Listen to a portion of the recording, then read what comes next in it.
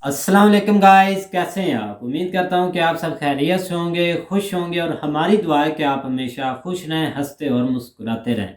मेरा नाम है रहमान अनवर और मेरा नाम है मोहम्मद सुहेल। और मैं मुजफ्फर इकबाल। और आज हम जिस वीडियो प्ले करने जा रहे हैं, इस वीडियो का टाइटल है India super fast Mumbai Nagpur expressway is ready to open in 2022। मतलब कि इसी साल में भाई उसका इफ्तिताह हो जाएगा। वो रेडी है, इफ्तिताह तो हो चुका हो है गया ना, लेकिन मतलब रेडी है कि ओपन हो जाएगी। तो उम्मीद तो चलो सबसे पहले वीडियो देखते हैं। अगर वीडियो पसंद आए तो लाइक सब्सक्राइब ज़रूर कीजिएगा और कमेंट में अपनी राय का इज़हार ज़रूर कीजिएगा। तो चलो वीडियो करते हैं शुरू। स्वागत है आपका स्मार्ट सिटी गाइड में। आज के इस वीडियो में बात करने जा रहे हैं मुंबई नागपुर एक्सप्रेसवे के बारे में, जिसको कि महाराष्ट्र समृद्धि महामार्ग के नाम से भी जाना जाता है। और सबसे बड़ी बात, यह एक्सप्रेसवे परियोजना लगभग पूरी तरह से बनकर तैयार हो चुका है और बहुत ही जल्द इसको यातायात के लिए खोला जाएगा। और Maharashtra state road development corporation limited द्वारा इस पर लगने वाले टोल टैक्स की राशि को भी साझा कर दिया गया है। तो इस वीडियो में आपको इसकी भी जानकारी दी जाएगी कि इस एक्सप्रेसवे पर यात्रा करने के लिए आपको कितना टोल टैक्स देना होगा। तो सबसे पहले इस वीडियो में इस परियोजना के ऊपर और इसके लेटेस्ट अपडेट पर संक्षिप्त में बात करते हैं। और अगर आप हमारे पुराने व्यूअर हैं तो आपको इनमें से बहुत सारी बातें पहले से ही पता होंगी, लेकिन फिर भी जब जानकारी दी ही जा रही है तो आधी अधूरी जानकारी देने में मुझे ही अच्छा नहीं लगता। और अगर इस वीडियो को कोई व्यूअर पहली बार देखता है तो उसको कम से कम पूरी जानकारी मिल जाएगी। तो वीडियो पसंद आए तो लाइक करें और चैनल को सब्सक्राइब करना बिल्कुल ना भूलें। तो सबसे पहले मुंबई नागपुर एक्सप्रेसवे परियोजना पर संक्षिप्त में बात करते हैं। इस परियोजना को ऑफिशियली द हिंदू हृदय सम्राट बाला साहेब ठाकरे महाराष्ट्र समृद्धि महामार्ग के नाम से जाना जाता है, जिसको कि संक्षिप्त में महाराष्ट्र समृद्धि महामार्ग भी कहते हैं। मुंबई नागपुर एक्सप्रेसवे एक ग्रीनफील्ड 6 लेन का एक्सेस कंट्रोल एक्सप्रेसवे है, जिसको कि भविष्य में आसानी से 10 लेन तक एक्सटेंड किया जा सकता है। इसका निर्माण मुंबई और नागपुर के बीच बेहतर कनेक्टिविटी स्थापित करने के लिए किया जा रहा है और इसकी कुल लंबाई लगभग 701 किलोमीटर है। और पूरी तरह से बन जाने के बाद एवं ऑपरेशनल हो जाने के बाद यह हमारे देश का सबसे लंबा एक्सप्रेसवे भी हो जाएगा। जैसा कि आपको पता है कि वर्तमान में हमारे देश का सबसे लंबा ऑपरेशनल एक्सप्रेसवे पूर्वांचल एक्सप्रेसवे है, जिसका निर्माण उत्तर प्रदेश राज्य में किया गया है।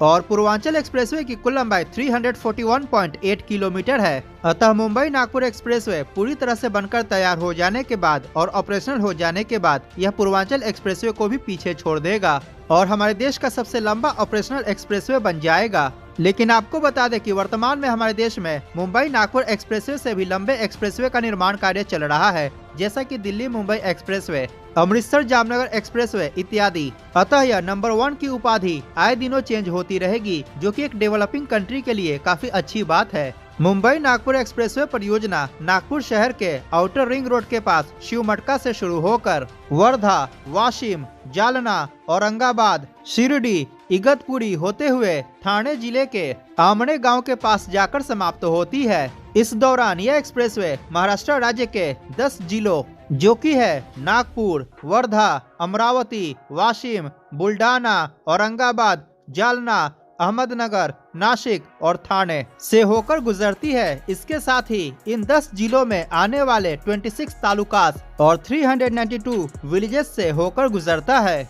इस एक्सप्रेसवे परियोजना के निर्माण के बाद महाराष्ट्र राज्य का विदर्भ क्षेत्र Delhi Mumbai expressway, western dedicated freight corridor, Jawaharlal Nehru port trust और दिल्ली मुंबई इंडस्ट्रियल कॉरिडोर से भी कनेक्ट हो जाएगा, जिसके कारण विदर्भ क्षेत्र का आर्थिक विकास और भी तेज गति से हो पाएगा। मुंबई नागपुर एक्सप्रेसवे परियोजना के राइट ऑफ वे की चौड़ाई लगभग 120 मीटर है। इसके साथ ही परियोजना के अंतर्गत लगभग 65 फ्लाईओवर्स, 24 इंटरचेंजेस, 400 से ज्यादा वेहिकुलर अंडरपासेस, 300 से ज्यादा पेडेस्ट्रियन अंडरपासेस का निर्माण किया जा रहा है, जो कि ट्रैफिक के फ्लो को स्मूथ रखने में सहायक सिद्ध होगा। इसके साथ ही परियोजना के अंतर्गत छोटे और बड़े 6 टनल्स का भी निर्माण किया जा रहा है, जिसमें से एक महत्वपूर्ण टनल का निर्माण इगतपुरी के पास कसारा घाट में किया जा रहा है और इसकी लंबाई लगभग 8 किलोमीटर है। यह एक ट्विन टनल है और इसमें एक टनल की चौड़ाई लगभग 17.5 मीटर होगी और आपको बता दें कि पूरी तरह से बन जाने के बाद यह हमारे देश का सबसे चौड़ा टनल हो जाएगा, अर्थात इंडियाज वाइडेस्ट टनल। और क्योंकि यह एक ट्विन टनल है तो इसके अंतर्गत 2 ट्यूब्स का निर्माण किया जा रहा है और प्रत्येक ट्यूब में 3 लेन के हाईवे का निर्माण किया जा रहा है। इस प्रकार इस ट्विन टनल के अंतर्गत 6 लेन के हाईवे का निर्माण किया जा रहा है। इस टनल को वाहनों के 120 किलोमीटर प्रति घंटे की रफ्तार से चलने लायक डिजाइन किया जा रहा है, जिसको कि ऑस्ट्रियन टनलिंग मेथड द्वारा बनाया जा रहा है। इतना ही नहीं, यह टनल किसी भी एक्सप्रेसवे पर बनने वाला हमारे देश का सबसे लंबा टनल हो जाएगा। अगर बात करें इस टनल के लेटेस्ट अपडेट के बारे में तो वर्तमान में इसके खुदाई और बोरिंग का काम लगभग पूरा हो चुका है और आने वाले कुछ महीनों के अंदर यह पूरी तरह से बनकर तैयार हो जाएगा। इस टनल के निर्माण में लगभग 2745 करोड़ रुपए खर्च किए जा रहे हैं और इसका निर्माण एफकॉन्स इंफ्रास्ट्रक्चर द्वारा किया जा रहा है। मुंबई नागपुर एक्सप्रेसवे परियोजना के अंतर्गत सीसीटीवी कैमरा, टेलीफोन बूथ इत्यादि को भी इंस्टॉल किया जा रहा है। इस एक्सप्रेसवे का निर्माण वाहनों के 150 किलोमीटर प्रति घंटे के परिचालन लायक किया जा रहा है, परंतु इस पर वाहनों की मैक्सिमम परमिसिबल स्पीड 120 किलोमीटर प्रति घंटा होगी। इस एक्सप्रेसवे परियोजना के अधिकांश भाग का निर्माण सीमेंट कंक्रीट से किया जा रहा है। इस एक्सप्रेसवे के इर्द गिर्द 22 टाउनशिप्स का भी निर्माण किया जाएगा, जिसके अंतर्गत smart cities, IT parks, commercial areas और office spaces, educational institutes, hospitals इत्यादि का भी निर्माण किया जाएगा। इस एक्सप्रेसवे परियोजना के निर्माण को वर्ष 2016 में प्रस्तावित किया गया था। यह महाराष्ट्र राज्य सरकार का प्रोजेक्ट है, जिसका निर्माण Maharashtra state road development corporation limited द्वारा किया जा रहा है। इस परियोजना के निर्माण के लिए जमीन अधिग्रहण की शुरुआत जुलाई 2017 में की गई थी और इसका निर्माण कार्य जनवरी 2019 में शुरू हुआ था।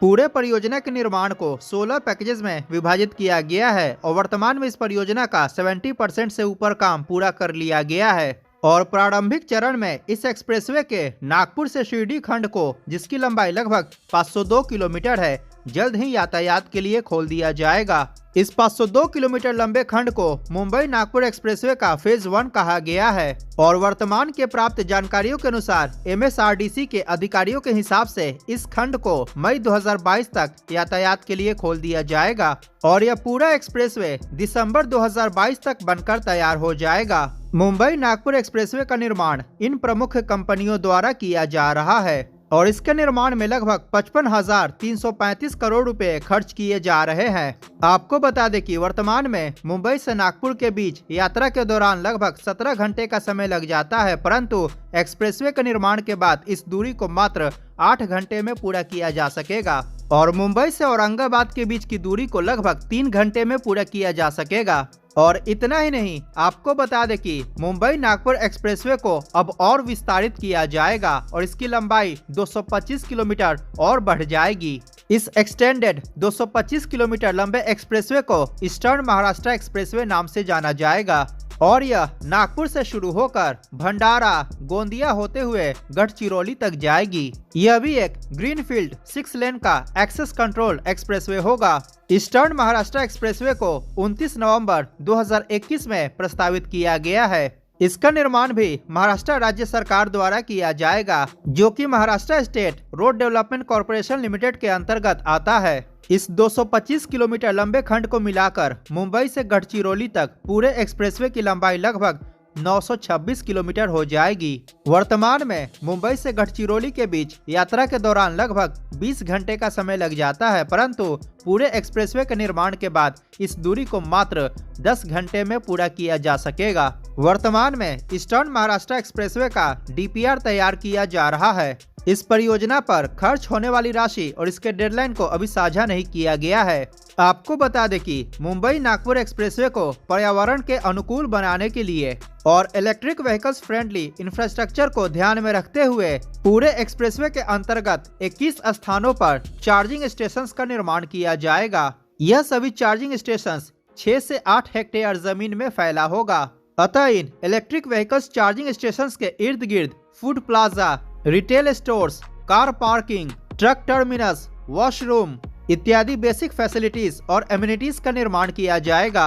अर्थात पूरे एक्सप्रेसवे के अंतर्गत 21 वे साइड एमिनिटीज की सुविधा प्रदान की जाएगी। अब बात करते हैं इसके वर्तमान में जारी किए गए टोल टैक्स रेट्स के बारे में। पूरे 701 किलोमीटर लंबे एक्सप्रेसवे पर 26 स्थानों पर टोल प्लाजा का निर्माण किया जाएगा, जिसके अंतर्गत एक्सप्रेसवे पर 2 मुख्य टोल प्लाजा होंगे और बाकी के टोल प्लाजा का निर्माण इसके इंटरचेंजेस पर किया जाएगा और आपके द्वारा एक्सप्रेसवे पर तय की गई दूरी के हिसाब से ही टोल का भुगतान करना होगा। मतलब केवल उतने का ही टोल देना होगा जितनी दूरी आपने तय की है। अगर बात करें इस पूरे एक्सप्रेसवे के वन वे टोल फेयर के बारे में, तो जो कि इंड टू इंड जर्नी होगी, तो कार्स के लिए 1212 रुपए तय किया गया है। अतः कार्स के लिए प्रति किलोमीटर ₹1.73 टोल का भुगतान करना होगा। और आपको बता दूं कि एक एक्सप्रेसवे के हिसाब से यह एकदम उचित राशि है और इसकी तुलना अगर वर्तमान के दूसरे एक्सप्रेसवे से की जाए तो उत्तर प्रदेश में आगरा लखनऊ एक्सप्रेसवे और यमुना एक्सप्रेसवे पर एक कार के लिए प्रति किलोमीटर लगभग ₹2 टोल का भुगतान करना होता है। और अगर महाराष्ट्र के एक्सप्रेसवे की बात की जाए तो वर्तमान में मुंबई पुणे एक्सप्रेसवे पर प्रति किलोमीटर लगभग ₹2.85 टोल का भुगतान करना होता है किसी कार के लिए। तो इस हिसाब से अगर मुंबई नागपुर एक्सप्रेसवे का टोल रेट देखा जाए तो बिल्कुल उचित लगता है। मुंबई नागपुर एक्सप्रेसवे पर बाकी के वाहनों पर लगने वाले टोल रेट्स को भी आपके स्क्रीन पर दिया गया है। वर्तमान में यह टोल रेट्स प्रस्तावित है, जिसको कि Maharashtra state road development corporation limited द्वारा प्रस्तावित किया गया है। स्क्रीन पर दिख रहे वीडियो पर क्लिक करके दिल्ली मुंबई एक्सप्रेसवे परियोजना के बारे में अवश्य जानें। वीडियो पसंद आया हो तो लाइक करें और चैनल को सब्सक्राइब करना बिल्कुल ना भूलें। मिलते हैं अगली वीडियो में। जय हिंद, वंदे मातरम। हाँ जी, जैसा कि गाइस वीडियो आप देख रहे थे, तो वीडियो बहुत ज़्यादा जो है ना वो इंटरेस्टिंग थी और मज़ेदार भी थी।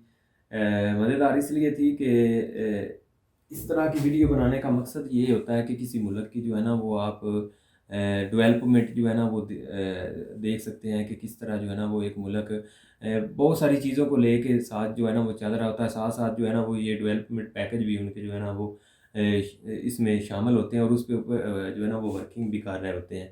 तो देखा जाए तो ये कोई छोटा रोड नहीं है।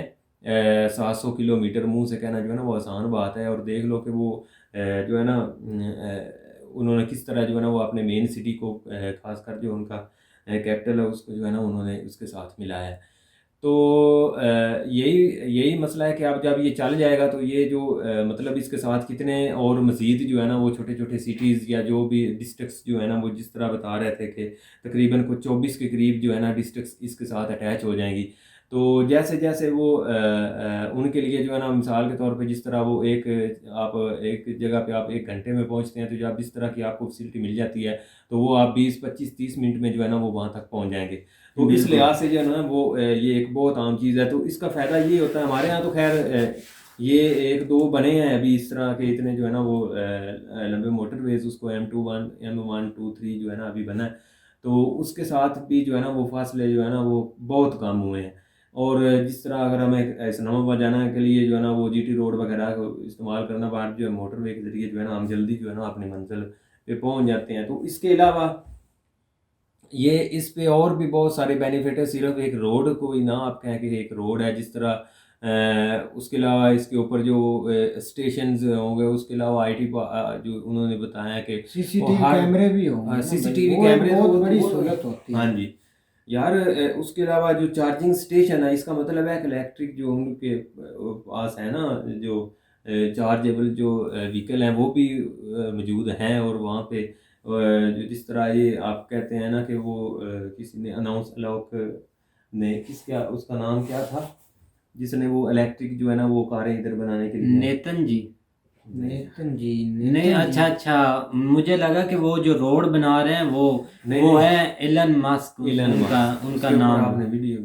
तो मुझे कुछ और लगा, लेकिन तो इसलिए इसका मतलब है कि उधर ये चल रही है, इधर ये कहते थे कि उसने वो मतलब वो चलाई नहीं या वो आगे आया नहीं, उसने प्रोजेक्ट स्टार्ट नहीं किया। तो ये स्टेशन जो चार्जिंग स्टेशन लगाने का मकसद भी यही है कि वहाँ पे जो है ना, और उसके अलावा बहुत सारे यार जिस तरह ये जब ये बन जाना है तो उसके साथ काफ़ी चीज़ें जो है ना वो साथ साथ डेवलप हो जाएंगी। एक जिस तरह वो आप शॉपिंग मॉल्स देख लें या जिस तरह हर सिटी के जो है ना जैसे जिस सिटी को वो ऑलरेडी क्रॉस कर रही थी, लेकिन वो इतना बड़ा रोड नहीं दे रहे थे कि जितना अब वो बना रहे हैं। बिल्कुल तो ये रोड, हाँ रोड हाँ। इसकी लंबाई भी तकरीबन 700 मीटर के 700 किलोमीटर है ना। बिल्कुल ऐसे ही। तो इससे हटकर जो भाई टूल प्लाजा बना है वो भाई इन्होंने बहुत खूबसूरत बनाया, हाँ, बहुत ही वो प्यारा जो लगा एंड पे था। उन्होंने दिखाया वो बिल- बहुत प्यारी तो चीज भाई है। जो मुंबई आई थी, मुंबई एक्सप्रेस थी ना वो, हाँ हाँ, जिस पे उससे हमने उसके भी- सबसे बड़ी ये मैंने देखी है कि इस पर भी काम स्टार्ट हुआ है।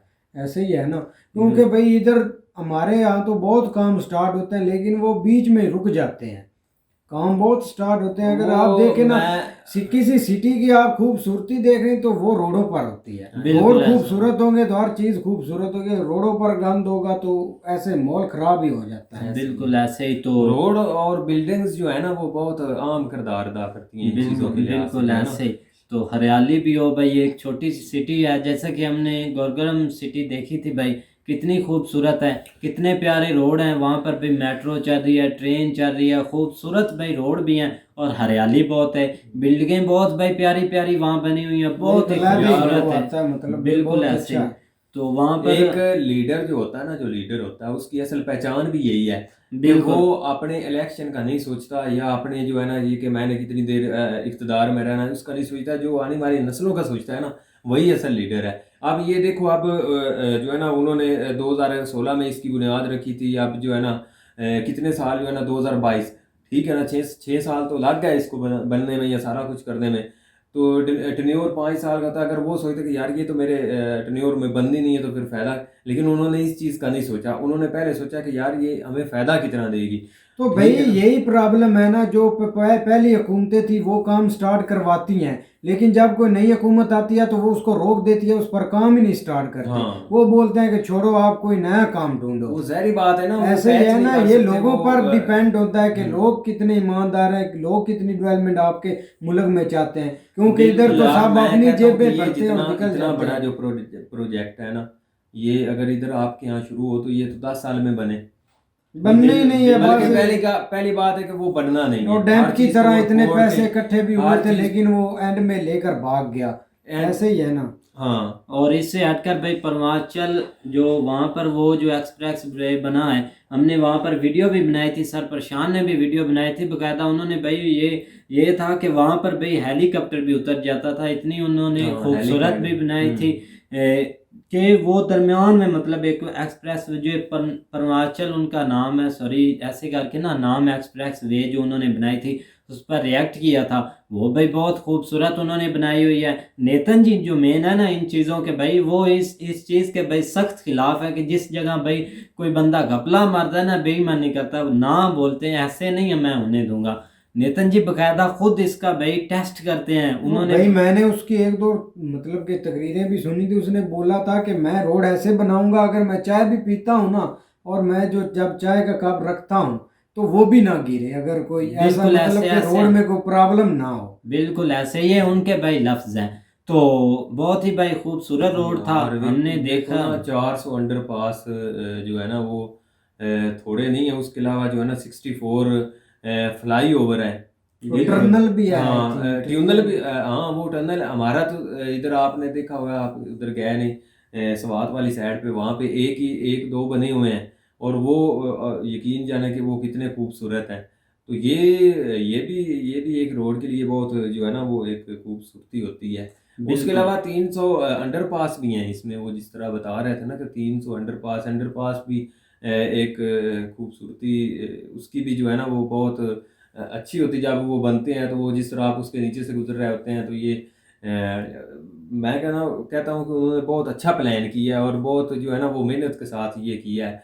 तो ये असल में यही चीज़ें हैं, यही है डेवलपमेंट, इसको जिसको बोलते हैं ना एक मुल्क की, यही है, यही चीज़ें जो है ना एक मुल्क को आगे से आगे लेकर जो आती हैं, ठीक है ना। बिल्कुल आप इस ऐसे पे आप ये तो बन जाना इसके ऊपर, ये नहीं कि ये ऐसे, ये उसके ऊपर जो है ना वो इनकम भी स्टार्ट होगी गवर्नमेंट की, जिस तरह टोल प्लाजा की सूरत में उन्होंने जिस तरह बनाया कि इसके ऊपर 26 के करीब जो है ना वो टोल प्लाजे बनेंगे।